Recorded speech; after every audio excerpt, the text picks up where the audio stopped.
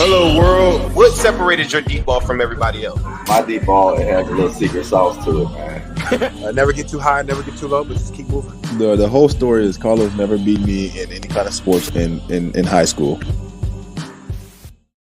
Welcome to the Orange is the New Black podcast. I'm your host, Ace Boogie, joined by my co-host, Zim. Zim, say what's up. Hello, world. We are on a world tour coming to a city near you. And sometimes we go back to the Natty, but regardless, you got to be feeling great as a Bengal fan today. I hope everybody had a great weekend. Ace, how you feeling this evening?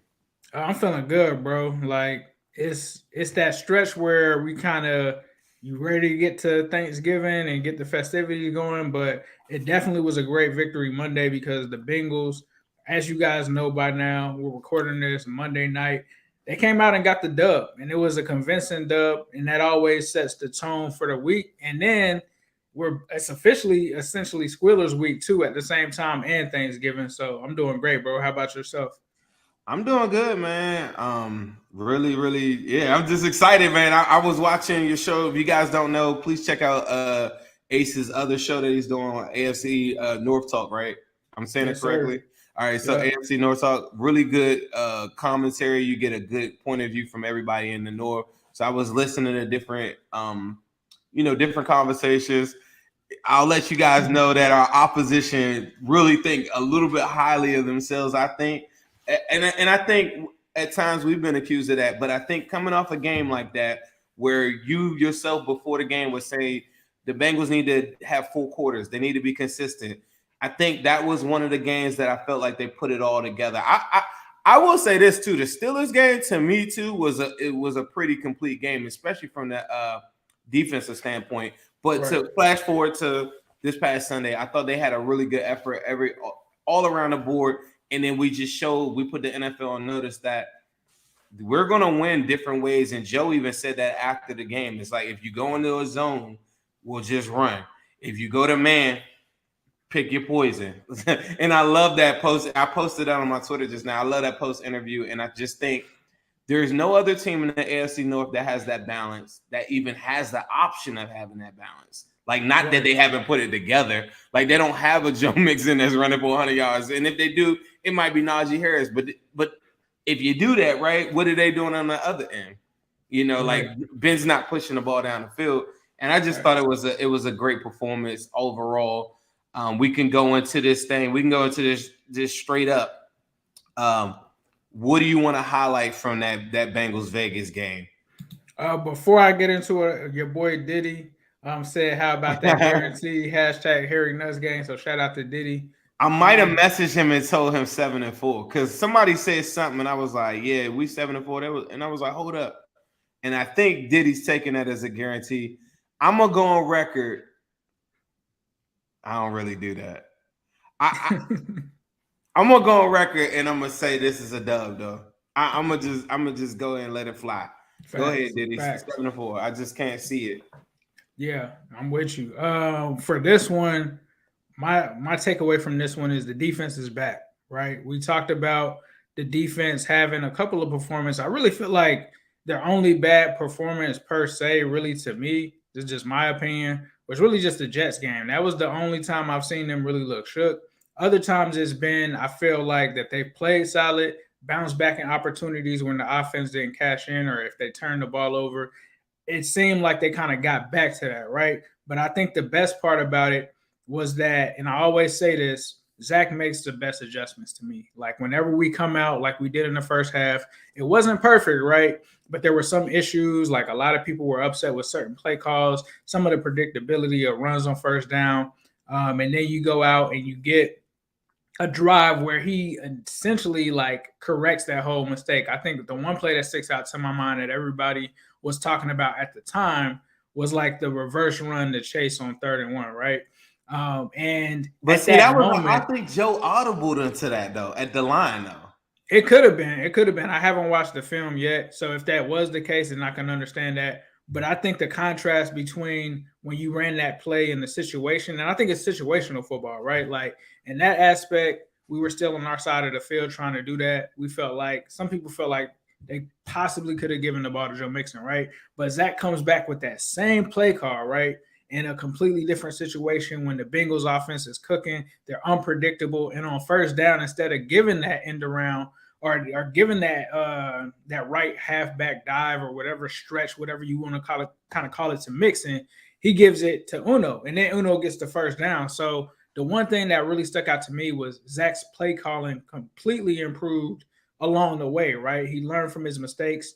In the second half, you're starting to see Joe Mixon start to open some holes. You start to see the Uno plays. You start to see Joe Burrow go to multiple receivers. I think there were about 9 to 10 different receivers that were involved in this game. The other thing is I've always kind of given some slack to Drew Sample, right? It's no secret.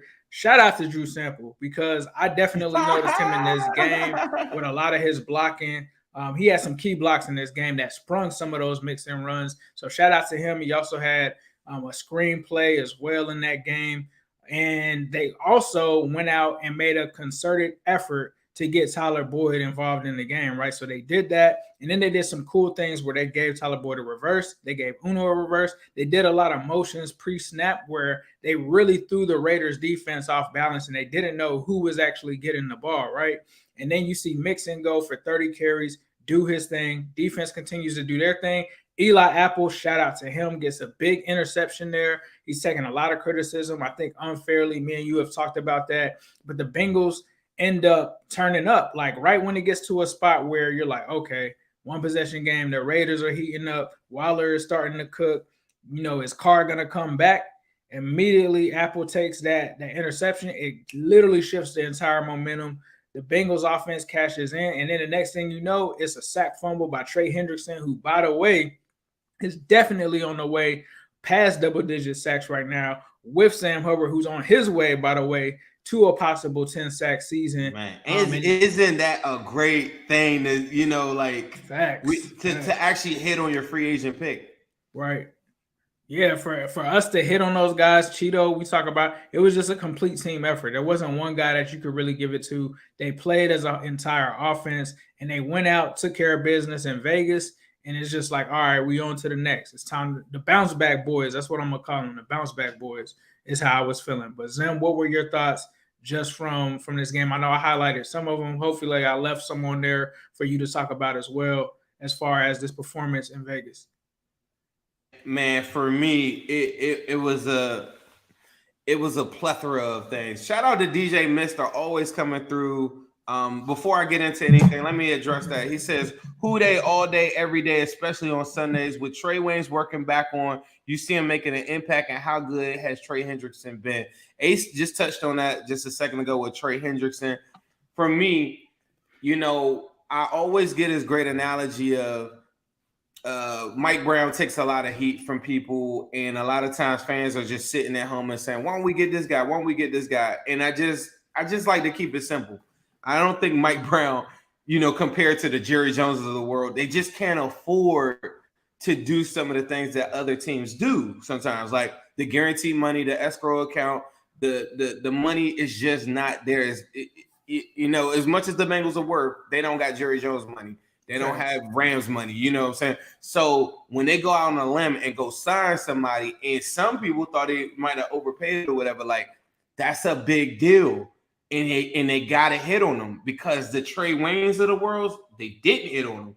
And for this family, I think people don't take into account or whatever, like they, you know, the salary cap and all that. I don't want to make it a conversation about that, but the Bengals just ultimately can't afford not to hit on free agents like some of these other franchises. So the Hendrickson is great. If Trey Waynes comes back and makes any type of impact, I just think that we're talking about one of the most stacked secondaries in the National Football League.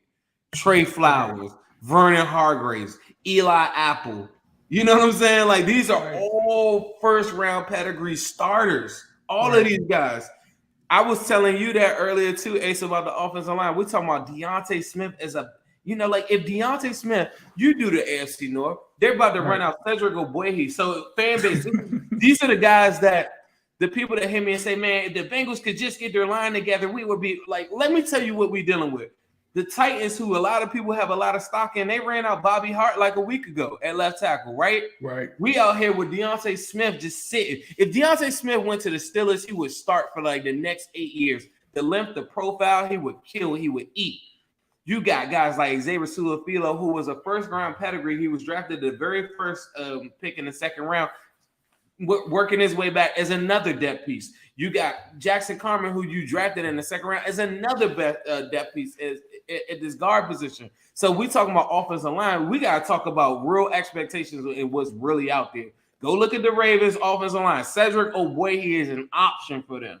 Right. That's how far the Bengals have come in this thing. And people got to wake up and understand, like, the talent is out there now. And the AFC has never been open like this. And just think about that too, right? Like, I think Xavier Su'a-Filo is on IR right now, but just imagine if we had him working his way back just with Trey Waynes on the field. Exactly, like the third guy. So like now we finally have a line that luckily we have some depth, right? If something happens, if anything happens at right tackle, right, you potentially got Fred Johnson there. Like there's instances where Fred Johnson isn't even dressing for games. So the depth is vastly improved. The depth is there, bro. The offensive line, like you said, Hakeem Adeniji, according to PFF, had a great game. Jonah and Reef have been now ranked the 8th tackle tandem in the National Football League. We talking about Quentin Spain playing at a Pro Bowl level. Yes. Like this elite line that everybody's like in this witch hunt for, which I do agree. Joe Burrow should never be hit. I'm gonna always be the biggest proponent. If you go in there and I see Joe getting hit or anything like that, I'm gonna be the main one that's saying like, why they hitting him late? Why they touching him? Like, I don't like that, right? But at the same time, I'm realistic to Joe's game. He likes to, we made this up on Sunday. He likes to Uchiwali in the pocket. He will improvise. He will move around and he will get busy. And he's telling you, like, I'm not changing the way I play football. So Cincinnati fans got to understand, if this man is telling you I'm a Uchiwali, I'm a shebang bang every Sunday, and it's going to be like that. If he get hit, like Jimmy Chase said, if he get hit, he going to get up and it's smoke. And that's the way he playing. Balls to the wall, and that is how I want it. I wish he would take it down. I wish he would slide. I tweet to him. I talk to his friends. I say, Joe, stop doing all that stuff. He won't stop. He's a cold-blooded killer, and we out here. And this is what it is. So don't tell me Joe is getting hit. I'm sorry he's getting hit. The line is improved. I can't make everything happen overnight. But we got work to do. I was watching the Chargers center, Lindsey or whatever, get his ass whooped. He was getting killed, and that's a dude that they said, oh, we should 100% go after him or whatever. Like, this is a center. I'm checking for the center position the whole game. And Hopkins, meanwhile, is progressed every single week. Progressing. Hopkins had another bounce back game. Like the line is coming through together, bro. Like now there's not really going to be really any weaknesses on the line, honestly. From a passing protection standpoint and a run blocking standpoint. Shout out to my man John Witt with a $5 super chat. He says, shout out to Eli Apple and shout out to the interior O-line. Who can stop this offense, though? Nobody. And then Aquila the Great, $2 super chat. Will we see a mid-season too early mock draft? Nah, bro. Mock draft is not on my mind right now whatsoever. Playoffs are on my mind right now. Like that's I'm gonna tell you this though. Sauce Gardner. That was, hey, but look, Sauce Gardner. I know that unless the Bengals make a Super Bowl run or something, which I'm not that optimistic, I just feel like this is year one. Anything can happen. Anything's possible. Very special team. But the way that the board, I was looking at who they're saying are the best corners and all this stuff, and because Sauce does play for the Bearcats and stuff, he might be middle of the board. You don't know. Like, I just think it's so perfect. Like, I watched a bunch of interviews of him over the weekend. He has this swag of elite corner, and he talked that talk. And on the other side of Wuzie, because this Trey Waynes thing is probably not going to go, after the season. Like, I think they could probably cut ties like at that point because of the guaranteed money that's left. It makes it a little bit more manageable for the Bengals. So for me, I always thought they'd probably go corner or edge first round. But Sauce Gardner, Cincinnati Bearcat dude, he got the chain already, so he's gonna be with the gang. Like Sauce Gardner. That's Sauce Gardner. Like, I'm with you on that one. I watched the game. I watched it, bro. Like, they don't even throw his way. He's not allowed no touchdown the whole season. Now, earlier in the season, they were saying like Sauce Gardner probably go 20-something. Now he's moving up the board. How far he moves up the board, we got to see. It all depends. I saw today they had a report that came out that most GMs and execs expect like 4 quarterbacks to be taken. So do one of those quarterbacks that get taken, push him down the board. It's too early to tell now, but I think, like you said, Zim, I'm with you. I'm on the sauce train. I don't think it's gonna be a civil war over the sauce. I think this all season, I don't think it's always gonna be a whatever Right. But I think this year it will be like very definitively. These are 2 or 3 prospects that we all like, and I don't think anybody's gonna be angry like that because Right. we'll get into that later. But there's some positions I think we'll all agree on, and I don't think it's as like polarizing as quarterback versus it's not that it's like do you take this maybe elite Micah Parsons like linebacker type prospect type guy? Do you take the edge that maybe feel that he shouldn't have gone? Do you take the corner, or is and it's too early for everybody saying get a center? You can't get a center in the first round. Like that's 3rd round. That's like you're doing a disservice to your franchise. So doing the Billy Price thing again. yeah, you're repeating the same mistakes, going on that witch hunt. I'm gonna tell y'all that. I'm gonna scream on everybody. We got a lot of people in here from Facebook, a lot of people on YouTube. I appreciate y'all rocking with us tonight. But I'm gonna scream on everybody. If y'all go on this wild witch hunt, like y'all did with linebacker 2 years ago, like you went with offensive line this past year, where it's like, I need an offensive line so bad, I don't care what round, like I don't care who's on the board, I'm taking them. Like, no, we're not doing that. We're gonna be rational with our thoughts. Me and Ace gonna give you guys the information. We're gonna do panels. We're gonna talk about these different things, but do not go on some wild witch hunt on getting a corner or something that you just feel like has to happen in the first round of the NFL draft. We are not doing that. We are not the Browns. I'm sorry. There is no Tim Couch that you can get me to draft. Your man was talking. All right. He was like 30 years, and I was like, bro, you Tim Couch for real. Like, don't talk exactly. to me It's don't like talk to me about no quarterbacks. You don't even know what a quarterback is. When we wasn't even born, my brother. You was out there. They tell you about a quarterback. This is the thing that's funny. What's the Browns quarterback to do? When have the Browns ever won the AFC North? When have the Browns ever had a quarterback, bro? They've never. Baker Mayfield is their best quarterback. No. But what's the like the dude from the 60s or something? You talking about like Bernie Kosar? No, that's 80s, that's 80s, 90s or something. Like, no, bro. They got a dude that probably would be their Hall of Fame dude. This is like 1968 or something. Somebody in the comments tell me about a Browns quarterback. That's the only quarterback they've ever had in the Otto Graham.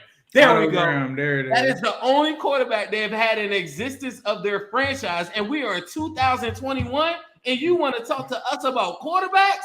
You ain't never seen one. And we can talk about the playoffs and all of that, but at least we've been to a Super Bowl. That's all I can say. Twice. We over here smoking Raider pack over here. Them boys over in Cleveland smoking COVID pack or something. Like, I don't know what's up with them dudes over there. Tripping, like getting it's crazy because I feel like we always show love to the Browns. We never had issues with the Browns until this season.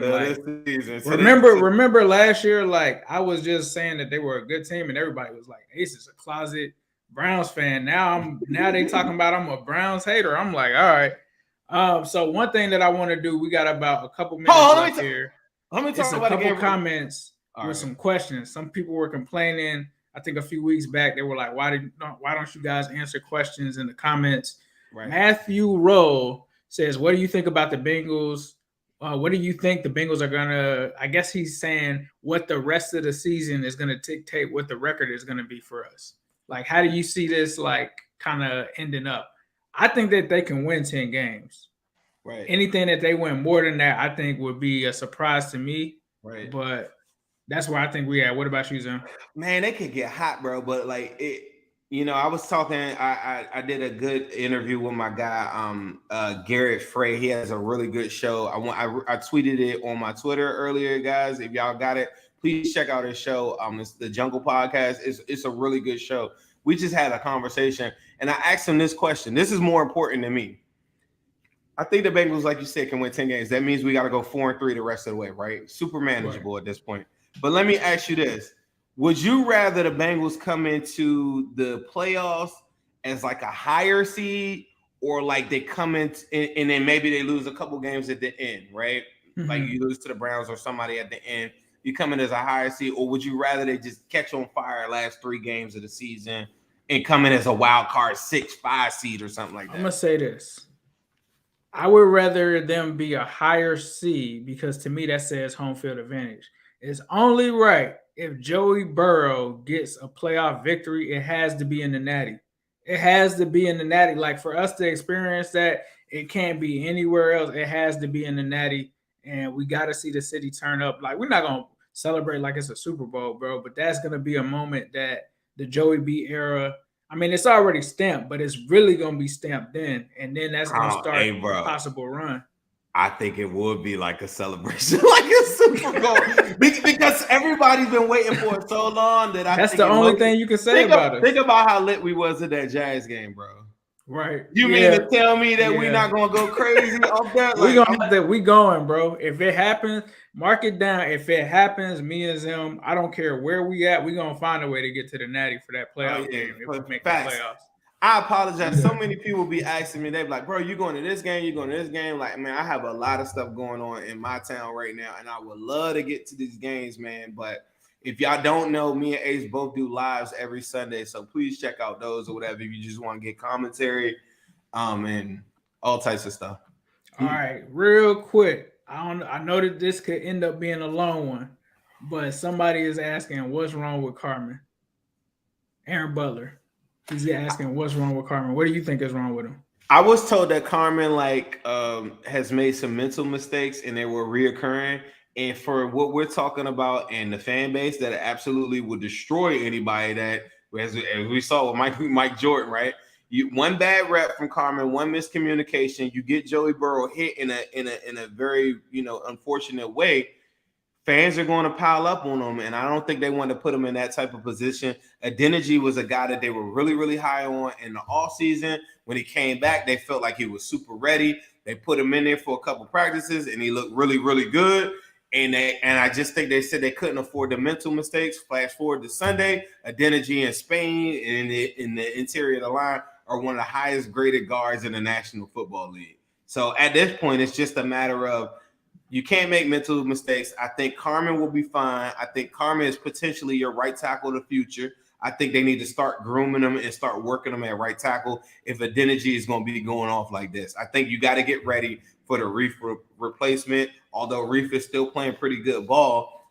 What is he, 34 or something like that? So I think Carmen will be fine, but I just think it's just one of them things like you cannot afford. I mean, think about when Joe gets hit now. Like, you cannot afford like a miscommunication, right? And this guy gets hit again, and God forbid something happens to his knee or whatever. So you just can't take that chance anymore. That was a chance that we were taking last year a bunch of times, just hoping guys would get it. We are no longer hoping guys get it, and we got the pieces in place so that we don't have to hope. Hella depth. Deontay Smith, to me, like if he comes, is he still on IR? I think so, bro. When he comes back, like that's gonna be, remember him in the preseason? Like he was y'all playing. Like, listen, it ain't too many edge rushes that's getting around the edge on him. I promise you, because the reach is just incredible. So that's a guy I'm really waiting to see too. So I know it's early. Obviously, it's gonna be Thanksgiving week. We're gonna probably try to squeeze another one in. But looking ahead to like the Steelers game, just give me your thoughts in like a 2-minute increment of your thoughts are just about the Steelers game looking ahead. Steelers game, I watched them for the last 2 weeks have a very, very poor offense. This past week, Ben started to get it together a little bit, but I'm going to tell you, he was aided by short fields. The one thing that I know about Ben in this offense, y'all want to talk about offensive line? I dare the Steelers to go to the length of the field. Y'all looking at me, if you listening to this pod right now, do you see my face? I dare them to go to the length of the field on the Cincinnati Bengals. I dare you. When it was time for him to do that, after he didn't have a punt, he didn't have a block punt, after he didn't have he didn't have a pass interference call on the goal line, after he didn't have an interception on his side of the field, he didn't get 21 points handed to him on that side of the field, much like how we did with the Browns game. If you make him go to the length of the field, you end up with what, 4th and 32 when it was time for him to go to the length of the field, and that's the game to me. The only way you correct me is if TJ Watt comes back and then he just starts wreaking havoc. But I feel like the Bengals were past that. We're past those days where you where you're just gonna dominate me like that. Like you might get one up on me, TJ. You might get one up on me, Cam Hayward or whatever, but I'm not allowing you to dominate the football game in that way that you did 2 years ago, or last year when they tore Joe Burrow up. That was one of the worst games. That game and the Eagles game, right? But that to me is a football game. And if they just play mistake-free football, the Bengals, if you watch the Steelers versus the Lions, they were the most incompetent football team I had ever seen in the NFL. So to tell me 2 weeks from that, they're just magically just going to come back to reality and they're going to play so much better. They always want to tell us about everybody's hurt. Like Joe Hayden's hurt and whatever. On our side, we're not talking about nobody hurt. We've been hurt for seasons. I hope all my guys get a speedy recovery, but we ain't coming on those shows talking about no injuries. And that's one thing about them. They're going to try to tell you about all their injuries. Like, we know, we get it. You're hurt. Okay, cool. Like, when we hurt, you don't care, so we not listening. We don't care. And so moving forward, it is what it is. I don't care who they bring out there, whatever. We know the game plan. We know what they want to do. We saw them last time. Ben can't push the ball down the field. If you want to beat the Cincinnati Bengals, you better push the ball down the field, because I'm going to just sit on the box and I'm going to just go ahead and stack up on Najee. So it is what it is. Right. If you want to beat us, you better go up Claypool, underthrow some more footballs, and get you some defensive pass interference calls, because that's your only hope. Nah, I'm with you. I think that this is a game that obviously we talked about it. One of the Achilles heels of the Steelers is they cannot score points. So if you get this to 30, you don't turn the ball over, I think that it's a game that you can convincingly win. And I think that it's not the game that it used to be, right? I think that one of the side effects of the Bengals having all of these players that have come in from other systems, they're not worried about the Steelers. Like before, I think it used to kind of be a mental hurdle. The last time that we played them, they walked off the field. They didn't even celebrate. It was just business. And I think that that's what they can do here in this situation. Go into this game against an AFC North opponent that's super important, right? You have a chance essentially to go possibly 3-1 in the division, and you also get a AFC win. So it's almost like Joe had posted a few weeks ago when we beat the Ravens or whatever. It's a dub and a half. It's a dub and a half, and I think that you got to go out and get this. I think it's perfect timing. Everything's aligning perfectly. TJ Watt or not, I don't even care. Minka or not, bring whoever you want. You're not going to be able to put this 30-piece up on us like we're going to do it to you. So that's what we with. Got a couple super chats, then we about to get up out of here. Aquila the Great, $5. Steelers offense is Najee Harris, and in the Chargers game, he was teed up on. Take away Najee and force Ben to push the ball down the field, 20-plus yards. I agree. And then Rick Holly says, will Chase win Rookie of the Year? I think it's a possibility. I really think, like we said when we interviewed Jimmy Chase Sr., that they are trying to build this whole thing for Mac Jones. They've been biased in the past, but I think if Uno can come out and have some explosive plays, touchdowns, yardage, like his dad said, and we make the playoffs, it's going to be hard. But if the Patriots make the playoffs, it's going to be tough too. So we'll see what it is. Obviously, you already know we on Team Uno. But before we get out of here, please be sure to stop by for the holidays, Midwest Best Barbecue. Make sure that you get some of that food there. They got some great wings there, some great sauce.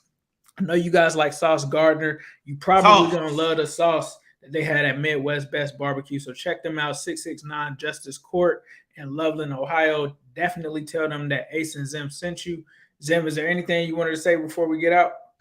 I want to make sure that everybody continues to support us. Make sure you check out all the other shows on our channel, Cincy Jungle. Just Google it. You got the OBI. You got Matt with his Chalk Talk. Like, make sure you support us. And more importantly, stay safe. Have a great holiday. Have a good gobble.